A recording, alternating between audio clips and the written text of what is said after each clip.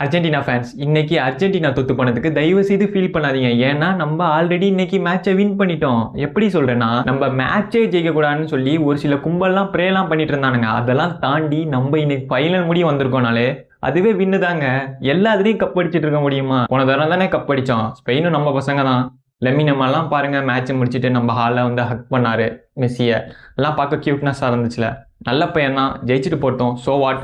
என்ன இன்னைக்கு Messi win பண்ணியிருந்தா அப்படியே 2 வேர்ல்டு கப்பை கழுத்தில் வச்சுட்டு படுத்திருந்திருப்பாரு. அதை பார்க்க முடியலன்னு சொல்லி கொஞ்சம் வருத்தமாக தான் இருக்கு. வின் பண்ணாதனால பெசின்னு சொல்லி கலாய்க்கிறானுங்க நம்ம ஆளை.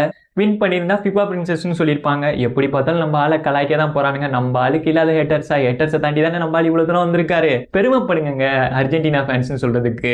மார்டினஸ் அவரை பத்தி சொல்லி ஆகணும். சும்மா பறந்து பறந்து கோலை தடுத்தாரு. அவர் விளாண்ட அளவுக்கு நம்ம டீம் பிளேயர்ஸ் எல்லாருமே கோஆப்ரேட் பண்ணியிருந்தா கன்ஃபார்ம் வின் பண்ணியிருக்கலாம். ஸோ வாட், அக்செப்ட் பண்ணிட்டு போவோம்.